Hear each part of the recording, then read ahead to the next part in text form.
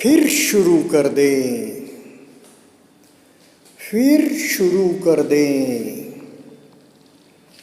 Start again, start again. गुरुदेव के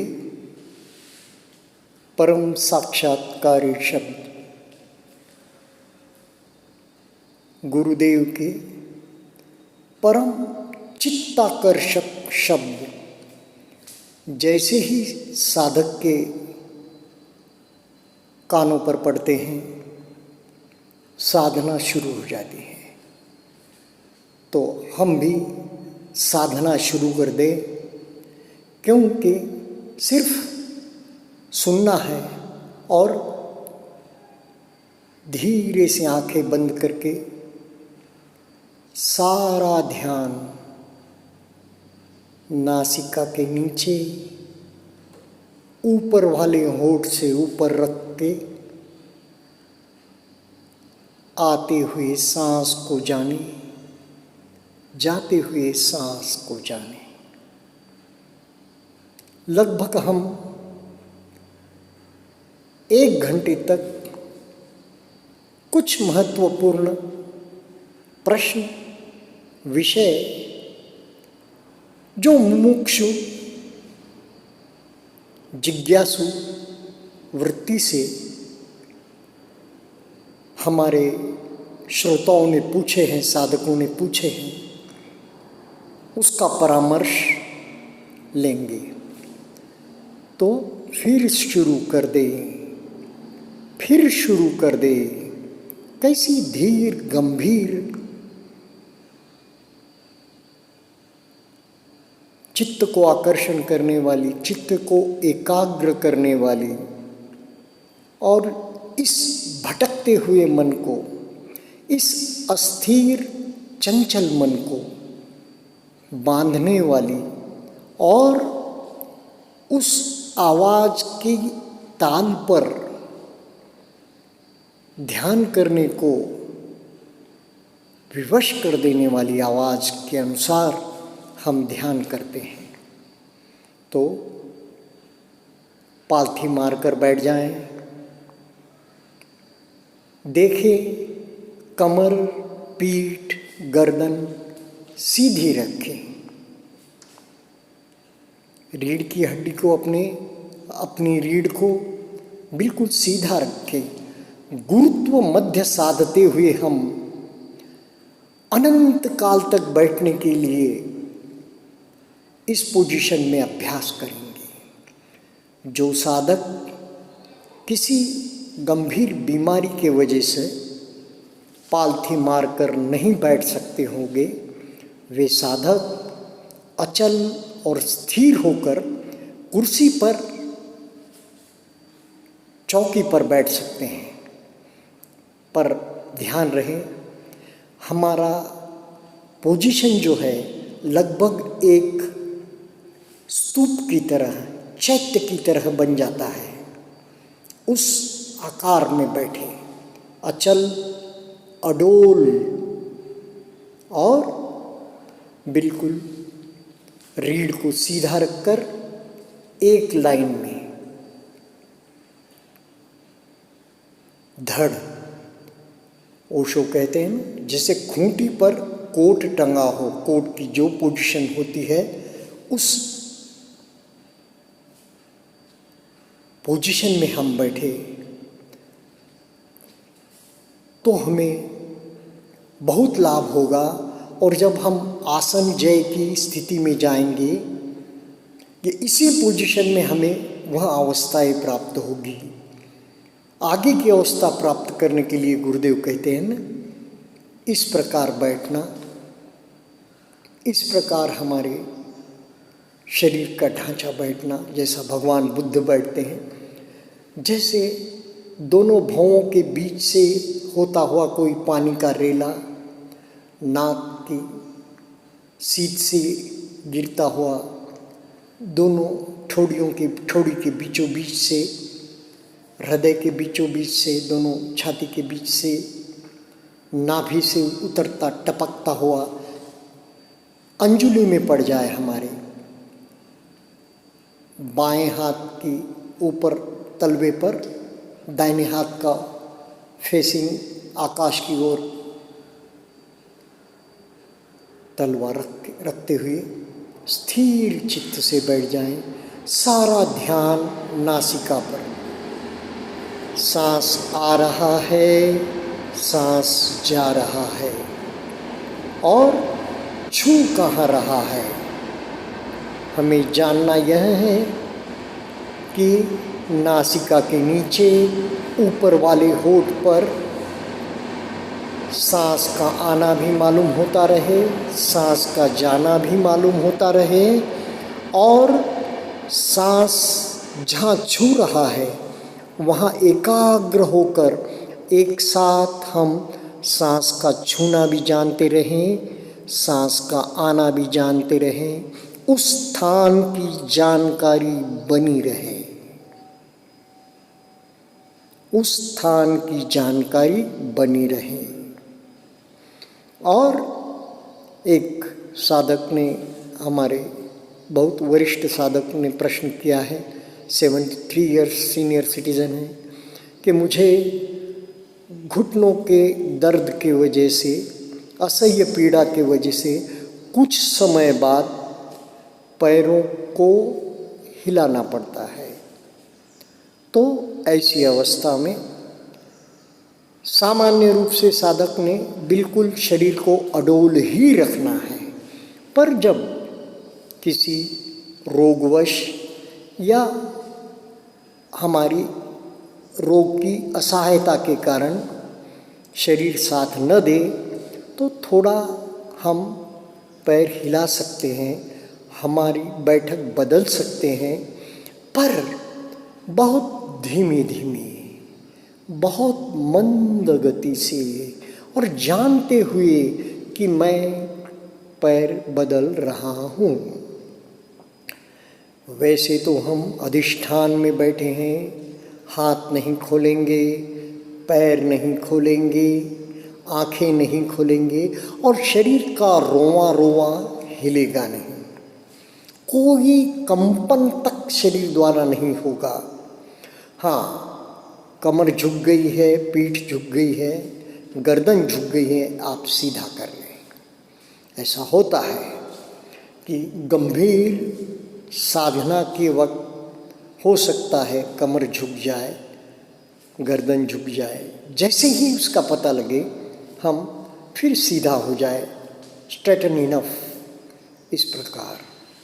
तो गुरुदेव कहते हैं ना, alert and attentive mind, balanced and equanimous mind। गुरुदेव की आवाज़ जो आती है हमें क्या कहती है? शांत चित्त से, सजग चित्त से,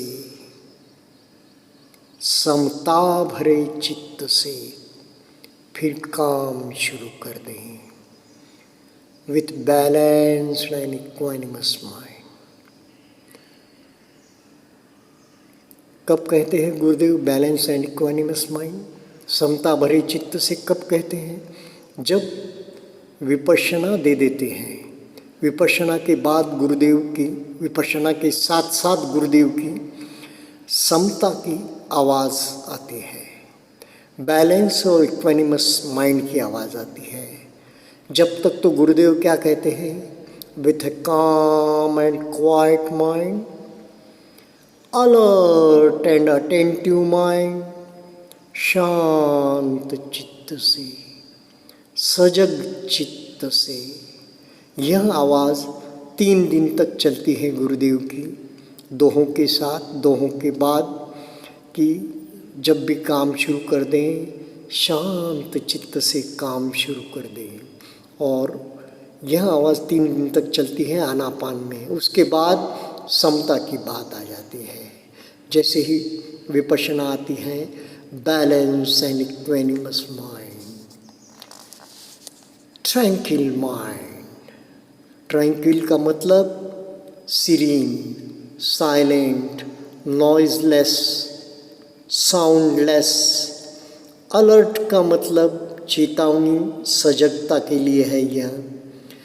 अलर्ट इसलिए भी है कि कहीं बेचैनी ना आए, कहीं भय ना लगे। अटेंटिव माइंड, गुरुदेव जब कहते हैं सचेत और चौकस मन, observant mind, watchful mind, careful mind, chary, circumspective. Attentive का शिष्ट भी मतलब होता है हिंदी में, पर गुरुदेव तो कहते हैं अटेंटिव सचेत के लिए, सजगता के लिए। अटेंटिव का मतलब वेल बिहेव्ड भी है, गेविटेड भी है, चिवेलरिक भी है, सिविलाइज्ड भी है,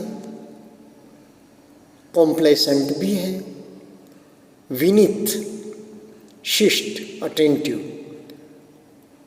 अनऑब्स्ट्रक्टिव, कॉर्टियस, रेवरेंट। इस प्रकार के शब्दों के लिए गुरुदेव एक ही शब्द उपयोग में लाते हैं, अलर्ट एंड अटेंटिव माइंड।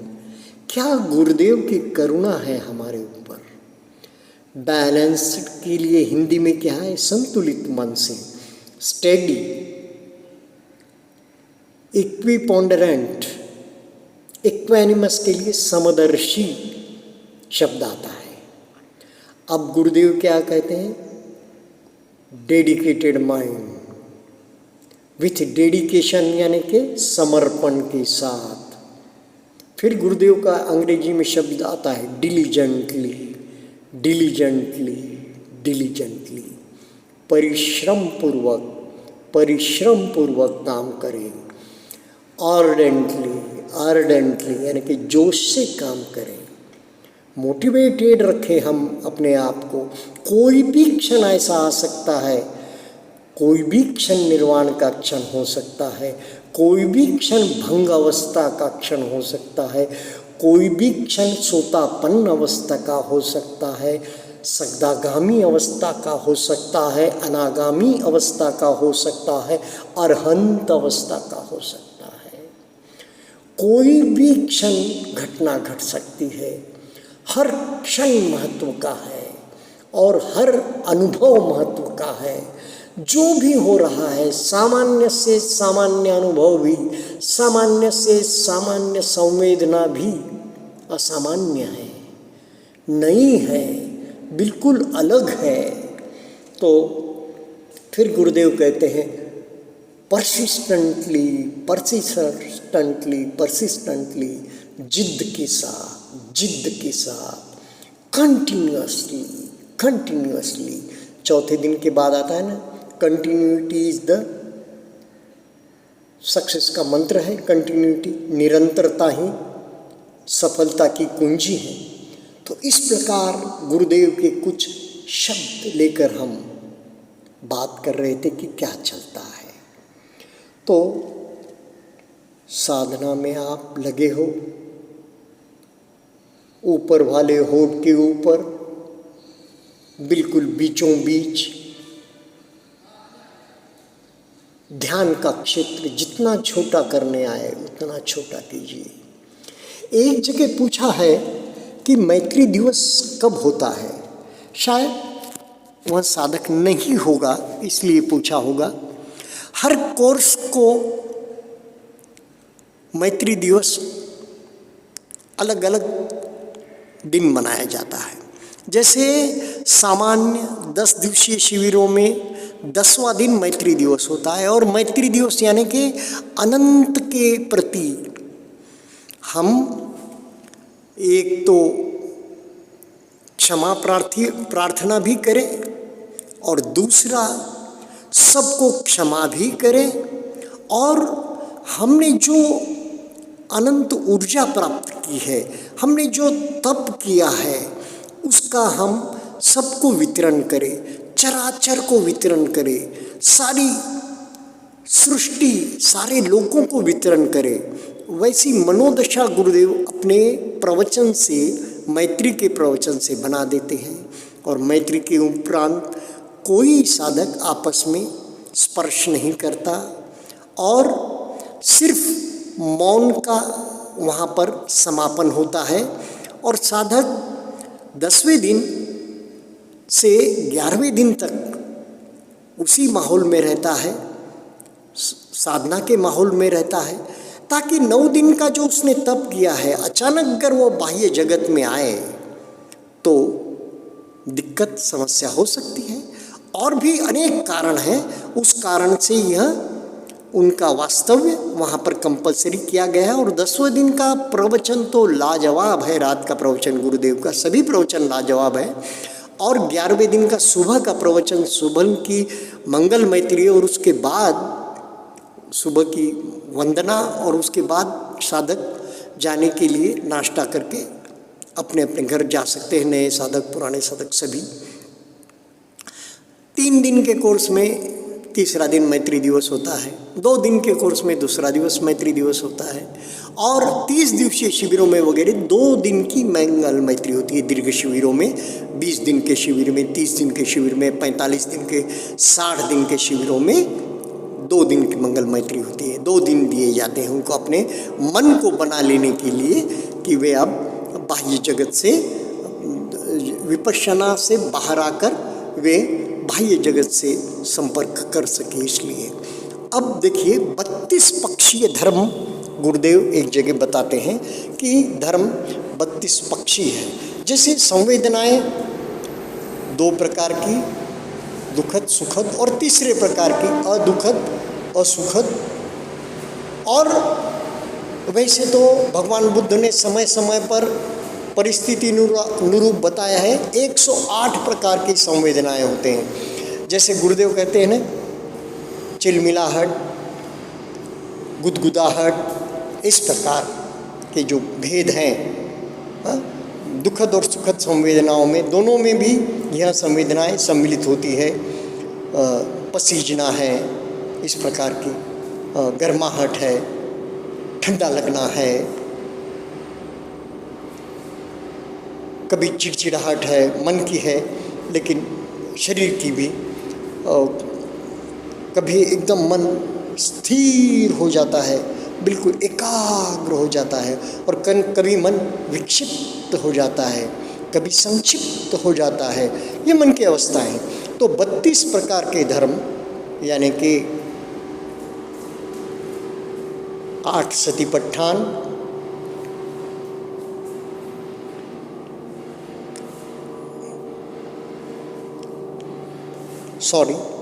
4 सतिपट्ठान, अष्टांगिक मार्ग, मैंने गलती से 8 सतिपट्ठान कह दिया, 4 सतिपट्ठान प्रमुख, कायानुपस्सना, वेदनानुपस्सना, चित्तानुपस्सना, धम्मानुपस्सना। जब आप 3 कोर्स किए हो 10 दिन के और एक सेवा भी दी है आपने, लगातार 1 साल से साधना भी करते हो 2 घंटे सवेरे शाम 1 घंटा, तब जाके आप सतिपट्ठान कोर्स कर सकते हो। उसमें गुरुदेव भगवान ने जो विपश्यना सिखाई है जिस सूत्र में, वैसे तो भगवान की कोई भी गाथा, कोई भी सूत्र 84,000 सूत्रों में से, 88,000 सूत्रों में से आप लीजिए, सब में विपश्यना धर्म भरा पड़ा है। मीठी वाणी बुधवाणी मीठी घनी, गुरुदेव कहते हैं ना, वैसा। तो उसमें जो महासतिपट्ठान सूत्र है, सतिपट्ठान सूत्र है, 2 जगह यहाँ सूत्र आता है, एक जगह महासतिपट्ठान थोड़ा बृहद और एक जगह संक्षिप्त। तो उसमें डायरेक्ट विपश्यना भगवान बुद्ध की वाणी में है, तो पाली भाषा में, तो जो भगवान की भाषा थी, शाक्य मुनि की भाषा थी, तो गुरुदेव उसका हमें प्रवचन के रूप में बताते हैं। उसका गायन भी होता है, गुरुदेव गाते हैं वह सूत्र, और उसका प्रवचन भी करते हैं। तो 4 सतिपट्ठान, अष्टांगिक मार्ग हो गए 12, 4 रिद्धिपात हो गए 16,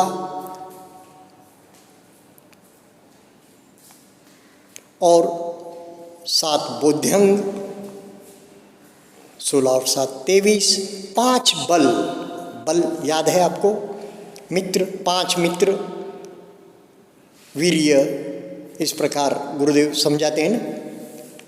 तो वो 5 मित्र, 5 बल और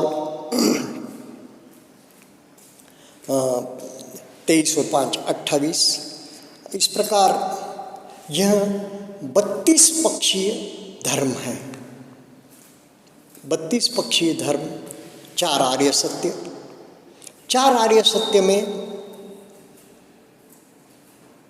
दुख है जीवन जगत में, यह एक आर्य सत्य। दुख का उगम है और दुख से बाहर आना भी है और दुख विमुक्ति का मार्ग है, यह 4 आर्य सत्य। और कभी कभी सामान्य जो भगवान बुद्ध की जीवनी पढ़ता है उसे आर्य सत्य क्या लगता है कि जन्म लेना, मृत्यु को प्राप्त होना, शरीर का जर्जर होना, यह आर्य सत्य जो भगवान ने देखे और साधना की ओर मुड़ गए। तो दुख विमुक्ति का मार्ग ढूंढने की ओर मुड़ गए। तो यह जर्नी, यह उनका भगवान का इस ओर मुड़ना, यह कोई अपघात नहीं, जन्मों जन्म वे इस मार्ग को ढूंढते हुए आए हैं। उसके बारे में भी हम बात करेंगे कि किस प्रकार पहले के भगवान बुद्ध के समय वे कीचड़ में गिर गए, उसके ऊपर से भगवान उस वक्त के बुद्ध, तो फिर यह कथा हम बाद में लेंगे। लेकिन जब उनको वरदान मिला, वरदान यानी कि उन्होंने अपनी इच्छा प्रकट की, एक अपनी बहुत बड़ी यानी कि मानसिक जो कामना थी वो प्रकट की कि मुझे सम्यक संबुद्ध बनना है। तो उनकी जांच कर उस महामुनि ने, सम्यक संबुद्ध ने उन्हें कहा कि हाँ, इतने इतने कल्पों बाद आप सम्यक संबुद्ध बनेंगे। तो यह हर जन्म में उन्होंने भगवान ने पूर्व जन्मों में कुछ न कुछ पुण्य पारमियों का अर्जन किया। जो 10 पुण्य पारमियाँ बताते हैं ना गुरुदेव हमें 10 दिन के शिविर में, 10वें दिन 9वें दिन, तो उस प्रकार की पारमिताएँ अनेक है, 10 ही नहीं, अनेक पारमिताएँ। तो उन पुण्य पारमियों में से हर जन्म में कुछ न कुछ बूंदे, जैसा गुरुदेव कहते हैं ना 10 बड़े बड़े रांजन है या बड़े बड़े घड़े हैं जिसमें हम पारमी की बूंदे डालते हैं, वैसे भगवान ने अनंत जन्मों में पारमिताएं एकत्र की और उसके बाद उनका जन्म हुआ। 32 लक्षणी भगवान बुद्ध का जन्म हुआ, जो एक अवर्णनीय आकर्षण के साथ इस धरा पर जन्म लिए। और उनका उस वक्त से ही जर्नी, प्रवास, यात्रा शुरू हुई किस ओर? दुख विमुक्ति की ओर। एक बार कहते हैं ना, छोटी अवस्था में भी बालक सिद्धार्थ पेड़ के नीचे बैठ गए, बिल्कुल जैसे बैठना ही आता था उन्हें, और आनापान, आने वाले सांस और जाने वाले सांस का निरीक्षण करेंगे। बहुत बड़ी विद्या है मित्रों।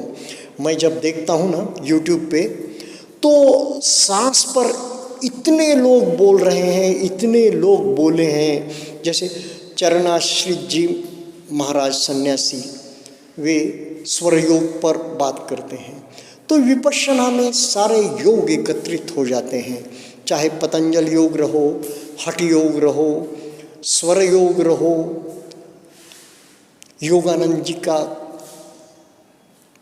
योग रहो, सारे योग इस साधना में साधक को प्राप्त हो सकते हैं।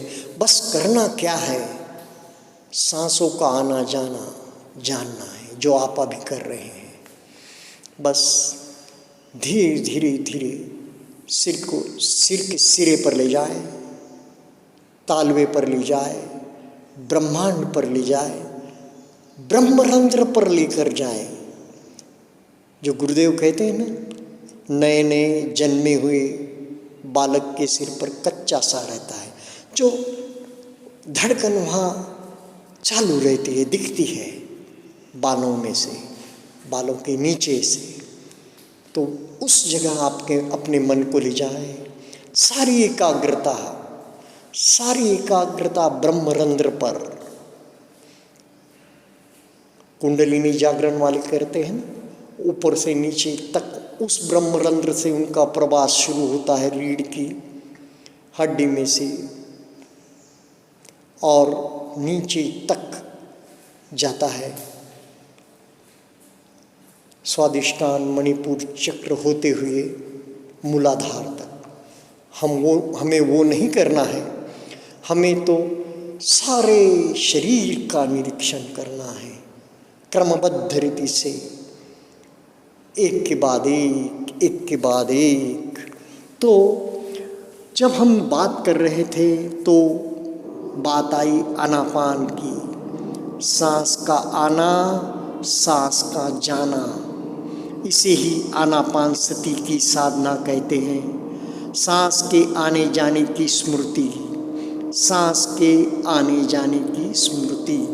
अब आर्य बात हुई, आर्य अष्टांगिक मार्ग है यह दुख विमुक्ति का। आर्य यानी कि यह संत पुरुषों का मार्ग है। वह व्यक्ति संत पुरुष यानी कि आर्य यानी कि जिसने निर्वाण का साक्षात्कार कर लिया है। आर्य की 4 कोटियाँ हैं। सोतापन्न, जिसने निर्वाण की ओर जाने वाले स्रोत में डुबकी लगा ली है।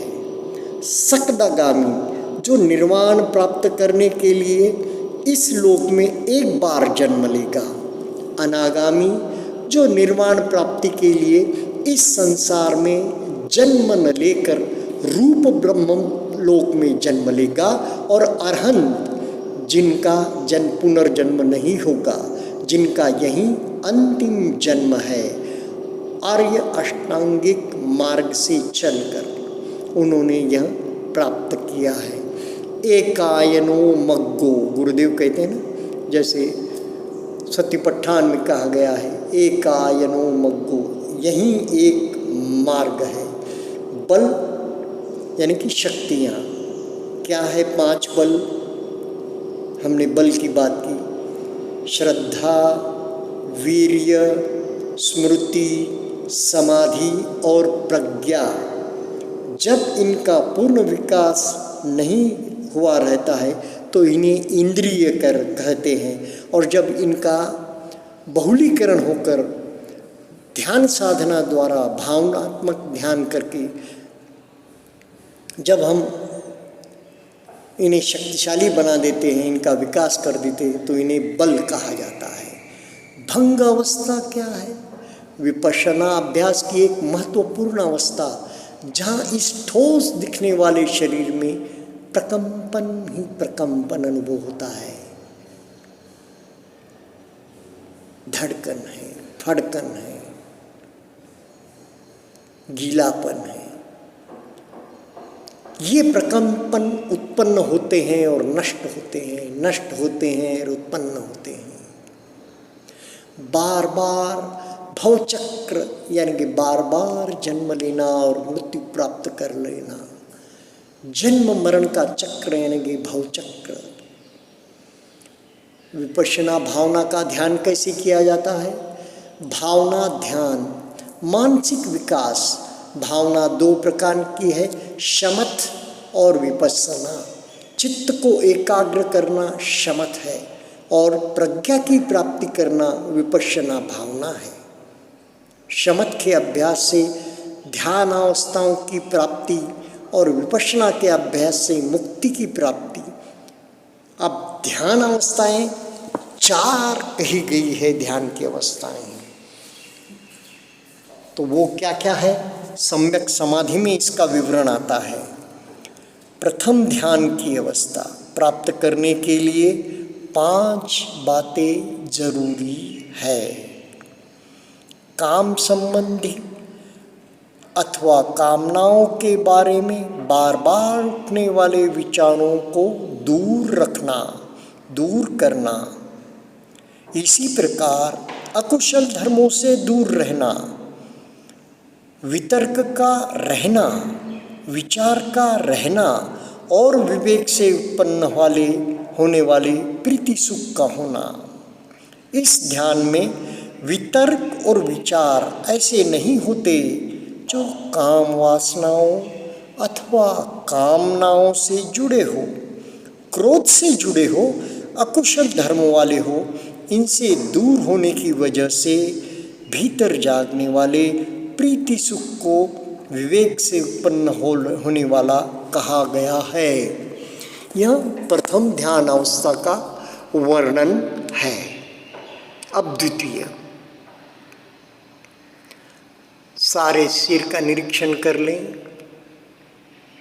सारे सिर का निरीक्षण कर लें और धीरे धीरे मन को चेहरे पर उतारें। चेहरे का निरीक्षण करने के लिए चेहरे पर ध्यान को लगाएं। अब द्वितीय ध्यान की अवस्था के बारे में हम बात करेंगे। द्वितीय ध्यान की अवस्था में सभी वितर्क विचार बंद हो जाते हैं, इनका शमन उपशमन हो जाता है। अब जो प्रीति सुख अनुभूति पर उतरता है वह वितर्क विचार के न होने का प्रीति सुख होता है। वितर्क विचार का न होना ही अपने आप में बहुत प्रीति सुख जगाता है। यह प्रीति सुख समाधि से उत्पन्न हुआ प्रीति सुख होता है। तृतीय ध्यान की अवस्था में प्रीति दूर हो जाती है। प्रीति से तात्पर्य शरीर पर जागने वाली आनंद की लहरों से है। यह दूर हुई तो उपेक्षा का भाव जागता है। अब रह जाती है स्मृति और संप्रज्ञान और शरीर पर सुखद वेदना का अनुभव। आर्य अवस्था पर पहुँचे हुए लोग ऐसे व्यक्ति के लिए कहते हैं उपेक्षक, स्मृतिमान, सुख विहारी। उपेक्षा के प्रति स्मृति रखकर सुख का विहार करने वाला। अब चतुर्थ ध्यान की अवस्था में काया के सुख और दुख ये दोनों निकल जाते हैं। मन को सुमन और दुर्मन बनाने वाली बातें पहले ही खत्म हो गई है, जैसा कि कामनाओं के प्रति चिंतन चलना और अकुशल धर्मों के प्रति चिंतन चलना। इन्हें प्रथम ध्यान की अवस्था में ही छोड़ दिया जाता है। इन सब के हट जाने पर रह जाते हैं उपेक्षा और स्मृति की परिशुद्धता। साधकों, ध्यान साधना में लगे रहो, ध्यान साधना में लगे रहो। चेहरे का निरीक्षण करें, धीरे धीरे हौले हौले मन को आगे बढ़ाते जाएं। चेहरे के हर अंग को जानते हुए धीरे धीरे नीचे उतरें और गले को जानें।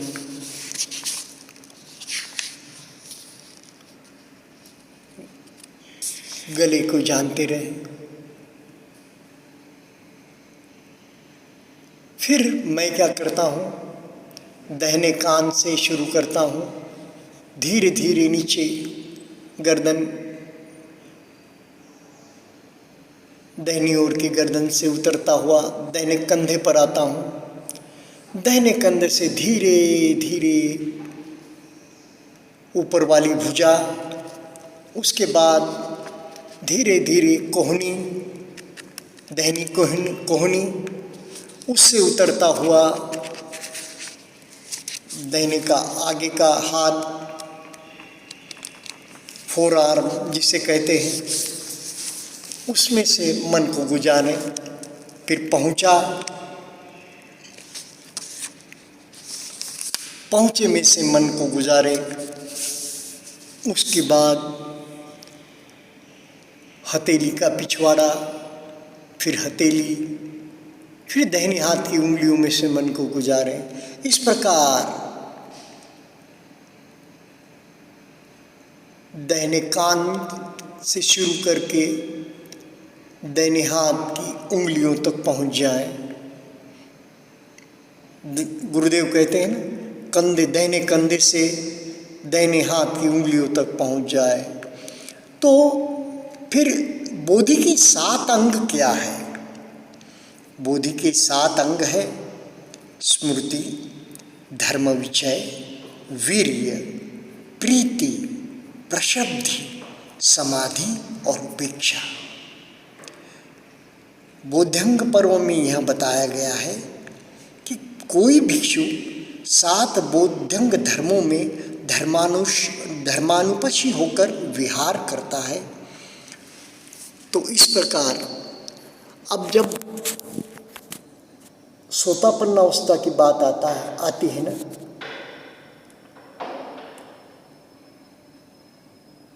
तो धम्म विचय की भी बात आती है।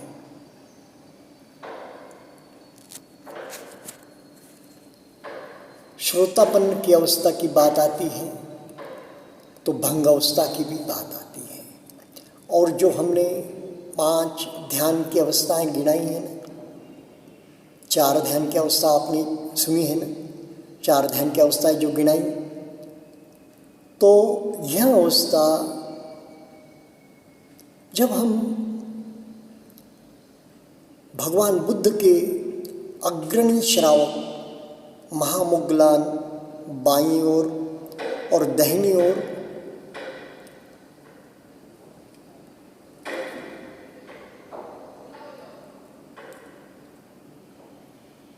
जो अग्र है, दोनों परम मित्र महामोग्गलान और सारिपुत्र जी, सारिपुत्र जी दाहिनी ओर, महामोग्गलान बाईं ओर, तो दोनों भी परम मित्र और दोनों भी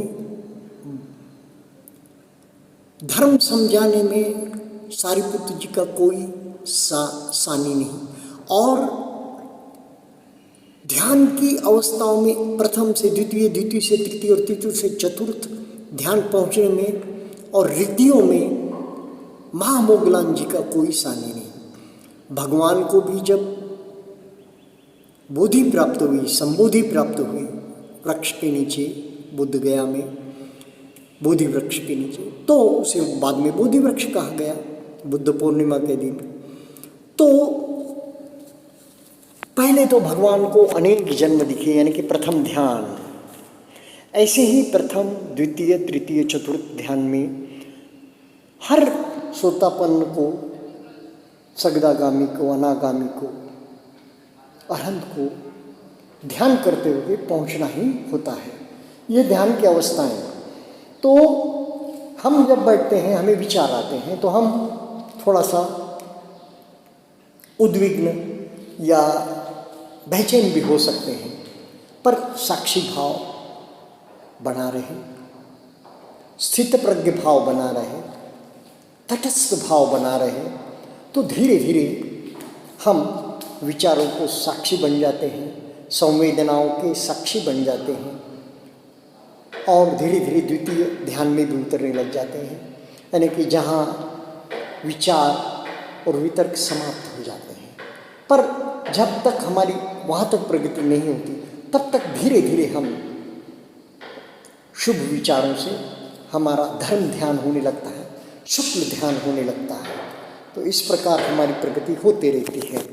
अब आप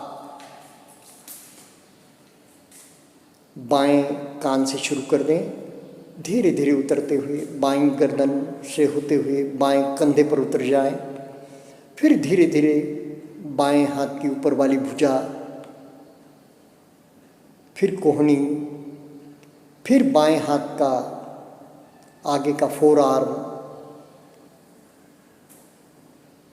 फिर कलाई, बाएं हाथ की कलाई, बाएं हाथ का हथेली का पिछवाड़ा, बाएं हाथ की हथेली बाएं हाथ की उंगलियों तक पहुंच जाए, बाएं हाथ के कान से निकलते हुए यात्रा हमारी कंधे से होते हुए, बाईं गर्दन से होते हुए नीचे उतरकर बाएं हाथ की उंगलियों तक पहुंच जाए। धीरे धीरे हौले हौले सारे बाएं हाथ का निरीक्षण कर लें। अब धीरे धीरे सामने वाले कंठ का तो हमने निरीक्षण कर लिया, सामने वाले गले का तो निरीक्षण कर लिया। अब यह विशुद्धि चक्र है कहते हैं ना, जैसे ऊपर भौं के मध्य में आज्ञा चक्र कहते हैं। पतंजलि योग सूत्र का पाठ करने वाले, अभ्यास करने वाले, हठ योग का अभ्यास करने वाले, ये विशुद्धि चक्र धीरे धीरे उतरते हुए हम छाती पर उतर जाए। दोनों ओर की छातियों का निरीक्षण कर ले धीरे धीरे। चाहे आप दाहिने कंधे के सामने वाले हिस्से से लगाकर बाएं कंधे के सामने वाले हिस्से तक पहुंच सकते हैं। 2 उंगली 4 उंगली, 2 उंगली 4 उंगली हमारी यात्रा होनी चाहिए, वहाँ पर हमारा ध्यान टिकना चाहिए। ऐसा दाहिने से बाईं ओर जा सकते हैं, बाएं से दाहिनी ओर की यात्रा कर सकते हैं। धीरे धीरे हम ऊपर की यात्रा कर रहे हैं, शरीर के स्तर की यात्रा कर रहे हैं, त्वचा के स्तर की यात्रा कर रहे हैं। भले कोई पुराना साधक हो, उसे अंदर की भी अनुभूति हो रही हो, गहराई की भी या ऊपर की छिछली अनुभूति हो, उसे जान रहे हैं। धीरे धीरे उतर कर हृदय के बीचों बीच हृदय वत्तु कहते हैं, वहाँ से मन ले जाते हुए सारे छाती का निरीक्षण, सारे छाती का निरीक्षण गुरुदेव कहते हैं ना विपश्यना में, सारे छाती का निरीक्षण कर लें। धीरे धीरे पेट का ऊपर वाला हिस्सा, नाभि के ऊपर का, उसका 2 उंगल 4 उंगल देखते हुए निरीक्षण कर लें। फिर नाभि क्षेत्र को जाने। यहाँ मणिपुर चक्र है कहते हैं ना। चक्र क्या है?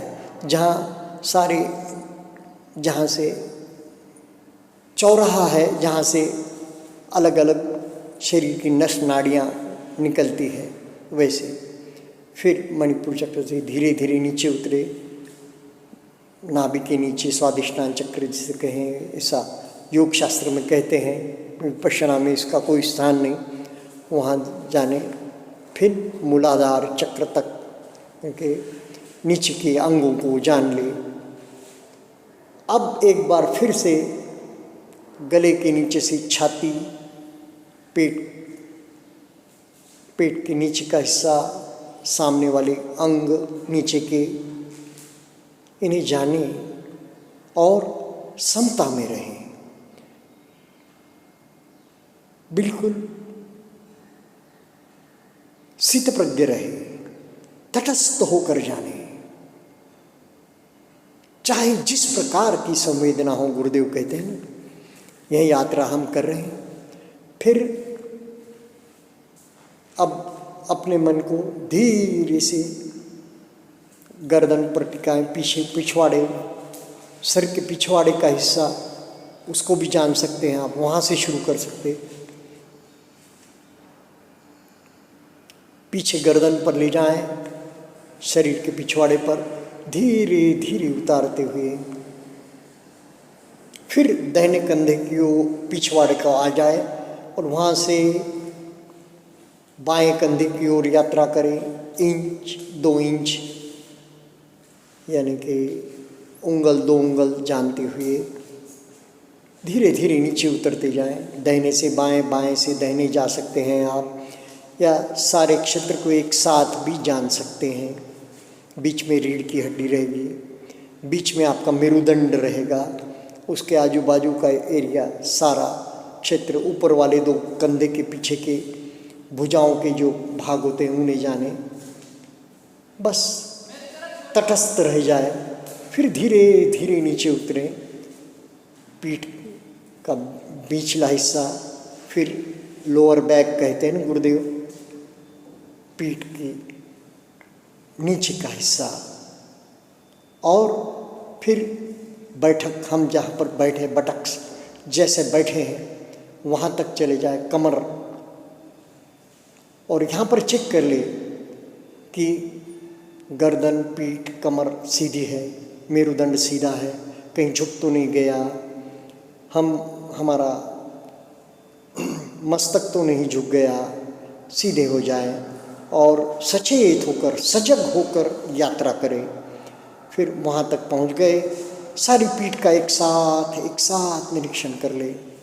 गर्दन से अपर बैक से मिडिल बैक से लोअर बैक से हम कमर से वहाँ तक का हिस्से को जाने, तटस्थ होकर जाने। फिर धीरे दाहिने पैर की जंघा पर उतर जाए। भला इस वक्त हमारी जंघा में क्या हो रहा है? सो सी गई है, कुछ धड़कन है, फड़कन है, क्या है? बस सिर्फ जानना है। दाहिने पैर की जंघा का निरीक्षण किया, फिर दाहिने पैर का घुटना। दाहिने पैर के घुटने में क्या हो रहा है? क्या पुराना घुटनों का दर्द है, इसलिए दर्द हो रहा है? देर तक बैठने की वजह से दर्द हो रहा है, या घुटना गरमा रहा है? बस जाने, तटस्थ होकर जाने। कोई प्रतिक्रिया नहीं, बस यह घुटना है, इसे जाने। देर तक बैठने की वजह से दर्द हो, जो भी हो, सो सा गया है, क्या हो रहा है? फिर धीरे धीरे मन को दाहिनी पिंडली में उतारें, दाहिनी पिंडली का निरीक्षण करें कि इस वक्त दाहिनी पिंडली में क्या क्या हो रहा है। स्नायु के जंजाल में क्या हो रहा है? धातु मनसिकार पर्वों में आता है, जब कायानुपස්සना पढ़ते हैं। नवसिद्धि पब्बन में क्या आता है? 9 श्मशानों का वर्णन आता है। तो यह श्मशान साधना जो है, बाद में प्रचलित हुई, भगवान के बाद में भ्रष्ट कर दी गई वो साधना। भगवान के वक्त सिर्फ साक्षी भाव से श्मशानों का निरीक्षण करने के लिए कुछ ज़्यादा ही विकारी या जो काम प्रधान जीवन जगने वाले साधक है, उनको भगवान, भिक्षुओं को भगवान 9 प्रकार के श्मशानों में जाकर बैठने को कहते थे और शव का निरीक्षण करने को कहते थे। कोई 2 दिन का शव है, कोई 4 दिन का शव है। वैसे ही विपश्यना करते हुए अनेक साधक साधिकाएं यह कहते हैं कि हमें कंकाल दिखने लग गया, हड्डियों का ढांचा दिखने लग गया। तो यह भी एक धातु मनसिकार पर्व में आता है कि हमें हड्डियों का बोध होने लगता है। शरीर में है क्या? पृथ्वी तत्व है, हड्डियां हैं, मांस है, रुधिर है, जल तत्व है, पोल है, आकाश तत्व है, वायु है, विभिन्न प्रकार के, जहाँ जहाँ दर्द है, हलन चलन है, वहाँ वायु है। इस प्रकार जलन है, ठंडापन है, अग्नि है वहाँ पर। इसलिए तो ये इसका बोध होना धातु मनसिकार पर्व में आता है। कोई बुरी बात नहीं, ऐसा होता है। अब दाहिने पैर के सामने वाले हिस्से का, यानी कि जो पिंडलियाँ थी उसके सामने वाली जो हड्डी है उसका निरीक्षण करें। वहाँ पे भी दर्द हो सकता है। देर तक पैर टिका हुआ रहे तो भी पिंडलियों के जो नीचे वाला हिस्सा है, जो जमीन और आसन को लग रहा है, कुशन को, वहाँ भी दर्द हो सकता है। धीरे धीरे मन को टखने में उतारें, टखने का निरीक्षण कर लें। क्या जड़ सा हो गया है? क्या अचेतन सा हो गया है? क्या उस पर कुछ दबाव है, दुखाव है? दबाव तो उस पर रहेगा, उसे जाने। धीरे धीरे मन को आगे बढ़ाएं। पिंडली में से मन गुजारे, पख्तली में से मन गुजारे, फिर ऊपर जो पंजा है पैर का, दाहिने पैर का पंजा, उसमें से मन गुजारे और धीरे धीरे दाहिने पैर के अंगूठे में, अंगुलियों में से मन गुजारे। सारी उंगलियां इमेजिन नहीं करना है। यहाँ कोई भी बात साधना में हमें कल्पनाओं से नहीं जाननी है। यथार्थ ज्ञान, जो घट रहा है तथागत जो हो रहा है उसे जान रहे हैं, उसी को जानना, विज्ञान को मजबूत करना है, उसी को जानना। हम हमारे चित्त के उस हिस्से को मजबूत कर रहे हैं और संस्कार को क्षीण कर रहे हैं, प्रज्ञा जगा रहे हैं और संज्ञा को क्षीण कर रहे हैं। जाने सारे पैर की पगतली, दाहिने पैर की, उसके ऊपर का हिस्सा, अब दाहिने पैर की जंघा आगे और पीछे से लगा के नीचे तक का हिस्सा जान ले, उंगलियों तक का हिस्सा। कोई दुखाव है, दबाव है, जो भी है, गर्माहट है, ठंडापन है, सो सा गया है, बस उसे जाने, जानकर निर्लिप्त रह जाए। गुरुदेव कहते हैं, ये गुरुदेव की वाणी मैं याद कर रहा हूँ, मैं आपके साथ साधना कर रहा हूँ, उसका पुनरुच्चार कर रहा हूँ ताकि फिर से आप हो सके तो 1 दिन का शिविर कीजिए, 2 दिन का, 3 दिन का, समय नहीं है तो, या फिर अपने अन्य साधकों के साथ जिनकी साधना बहुत अच्छी, धीमी पड़ी हुई साधना को हम तेज कर रहे हैं, धीमी पड़ी हुई साधना को हम फिर से जगा रहे हैं। अंग अंग जागे, गुरुदेव कहते हैं, अंग अंग जागे। तो उस प्रकार हम प्रयास कर रहे हैं। तो इसमें दाहिने पैर की हम यात्रा कर रहे थे, दाहिने पैर के जांघ से, जंघा से लगा कर दाहिने पैर के अंगूठे तक, अंगुलियों तक। अब बाएं पैर पे आ जाए, मूल स्थान जंघा का जो है बाएं पैर के सामने वाला हिस्सा, और गोल घुमाते हुए चाय जैसी यात्रा करते हुए उंगली 2 उंगली की, 2-4 उंगलियों की यात्रा, मन उतना संक्षिप्त रहे, उतना तीक्ष्ण रहे, उतना जागरूक रहे। यात्रा करते हुए हम धीरे धीरे सारी जंघा का निरीक्षण कर लें, बाईं जंघा का पूर्णतः निरीक्षण कर लें, ये बाईं जंघा है। और उसके बाद घुटनों पर आ जाए, बाएं घुटने पर आ जाए, बाएं घुटने का धीमे धीमे निरीक्षण करें। तो बात चल रही थी, देखो गुरुदेव ने 1969 में यह विपश्यना विद्या भारत देश में लेकर आए। पहले एक होपफुल थिंकिंग कहते हैं, एक चलता था ऐसा, पीढ़ी दर पीढ़ी भिक्खु कहते हैं विपश्यना मार्ग के, कि यह विद्या पहले सिर्फ भिक्षुओं तक सीमित थी, बाद में गृहस्थ संतों तक सया तेजी जी से मिली। 7 साल तक सया तेजी जी हमारे परदादा गुरु आनापान की साधना ही करते रहे, तब जाके उन्हें विपश्यना लेडी सयादो जो भिक्खु थे उन्होंने क्रांति कर दी और ये गृहस्थों को भी साधना सिखाई। तो ऐसा कहा गया था, भगवान बुद्ध के निर्वाण पश्चात 2500 वर्ष बाद यह विद्या फिर जागेगी।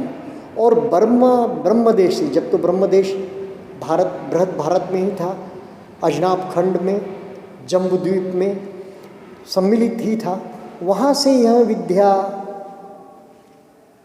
भारत देश के मध्य में आएगी, मध्य भाग में, और वहाँ से गृहस्थ द्वारा सारे विश्व में फैलेगी। तो कैसे फैल रही है?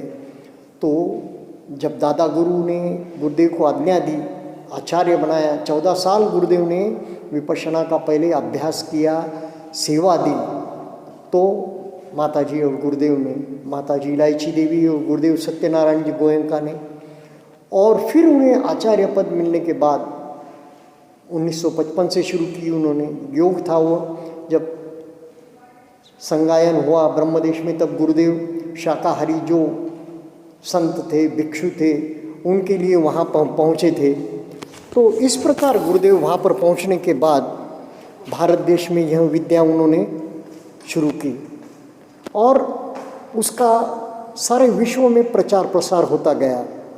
तो आज हम देखते हैं कि विपश्यना के कितने साधक सारे विश्व में फैले हैं। अभी 3 दिवसीय शिविर मैंने आळंदी में, मरकड़ में, धम्मानंद में किया। तो वहाँ जाना कि कितने आईटी प्रोफेशनल्स कितनी जिज्ञासु रूप से वहाँ पर आए थे, और जिन्होंने एक एक शिविर किया था वे भी आकर सेवा दे रहे थे। और 3 दिवसीय शिविर में उन्होंने जब सेवा दी, और जब बहुत ही एक निरागस बालक की तरह, मुमुक्षु की तरह उन्होंने मुझे प्रश्न किए कि इस साधना का मार्ग कैसा है, आगे की प्रगति कैसी है, आचार्य कैसे बना जाता है, इसकी चर्चा हम इसके उपरांत करेंगे। लेकिन उनकी जो जिज्ञासा वृत्ति, मुमुक्षु वृत्ति मुझे प्रेरित करने लगी कि मैं एक यह जो है सो ऑडियो 1 घंटे का भी बनाऊं, क्योंकि इस प्रकार ये लोग आकर्षित हो रहे हैं। उन्होंने गुरुदेव का ज़्यादा साहित्य भी नहीं पढ़ा, पाली तो छोड़ो, बाकी भगवान बुद्ध का भी औसत भारतीय को जो ज्ञान होता है उतना ही उन्हें ज्ञान था। तो वे लोग कैसे खींचे चले आ रहे थे, वहाँ प्रेरणा बन गए मेरे लिए कि मैं आकर यह एक ऑडियो बनाऊं। उसमें गुरुदेव कहते हैं वृत्तियाँ, चित्त की कितनी वृत्तियाँ हैं, 52 वृत्तियाँ हैं चित्त की, और 121 प्रकार के चित्त हैं। देखिए, चित्त 121 प्रकार के और वृत्तियाँ 52, यानी कि एक एक चित्त के लिए कोई भी वृत्ति डबल भी हो सकती है, 3 बार भी हो सकती है। इस प्रकार यानी कि चित्त की वृत्तियाँ। तो गुरुदेव कह रहे थे ना, बहाव, रिसाव और बहाव क्या है? एक प्रकार से आश्रव है, आश्रव जिसे नशा कहते हैं ना, वह आश्रव है। तो यह आश्रव वृत्ति के रूप में प्रवाहित होते हैं। तो अनेक प्रकार के क्रोध, अनेक प्रकार की शांतियाँ, यह वृत्तियाँ हैं। अनेक प्रकार के आनंद, यह भी वृत्तियाँ हैं। तो यह आश्रव बहने लग जाते हैं साधक के। साधक इसे जानता है, साधक सचेत स्थित प्रज्ञ होकर इसे जानता है, और सामान्य व्यक्ति इसके आगोश में आकर इसके अनुसार एक्ट करने लगता है। तो हम कहाँ तक पहुँचे थे यात्रा करते हुए, शरीर की यात्रा में? बाईं जंघा से होते हुए बाएं घुटने पर आए, बाएं घुटने से धीरे धीरे आगे बढ़े, बाएं पैर की पिंडली पर ध्यान लगाएं। इस वक्त बाएं पिंडली में आपके क्या चल रहा है, बस जानना है, प्रतिक्रिया नहीं। दर्द है, दुखाव है, सो सी गई है, जो भी अवस्था है उसे जाने, और जानकर निर्लिप्त रह जाए, अलिप्त रह जाए, बस सिर्फ जानना है। अब बाएं पैर की पिंडली से आगे की ओर जो हड्डी है उसका भी निरीक्षण करें। धीरे धीरे अपना मन बाएं पैर के टखने में लेकर जाएं। बाएं पैर के टखने में इस वक्त क्या हो रहा है? बोझ की वजह से बाएं पैर का टखने में कोई दर्द है?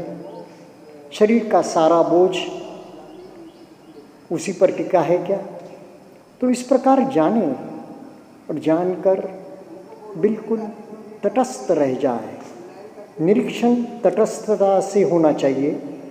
फिर धीरे धीरे बाएं पैर की एड़ी, बाएं पैर का तलवा, बाएं पैर का पंजा, ऊपर वाला हिस्सा, बाएं पैर का अंगूठा, बाएं पैर की उंगलियां, इसमें अपने मन को लेके जाएं। सारे बाएं पैर का निरीक्षण कर ले, जंघा से लेकर अंगुलियों के टिप्स तक, अंगुलियों के पोरों तक मन लेकर जाएं, और 2 उंगली 4 उंगली मन स्थिर करते हुए सारे बाएं पैर का निरीक्षण कर ले। सारे बाएं पैर का निरीक्षण कर ले। सारे बाएं पैर का निरीक्षण हो गया। सारे शरीर का हमने ब्रह्मरंध्र से लगा के बाएं पैर के उंगलियों के पोरों तक का निरीक्षण किया। नाखूनों में से भी बाएं पैर के मन को ले जाएं, उंगलियों के नाखूनों से, और धीरे धीरे शांत हो जाए, रिलैक्स हो जाए। हम पुराने साधक हैं, जैसी यात्रा हमने ऊपर से नीचे तक की, उसी प्रकार नीचे से ऊपर तक की भी यात्रा कीजिए, पैर की उंगलियों से लगा के सिर के सिरे तक।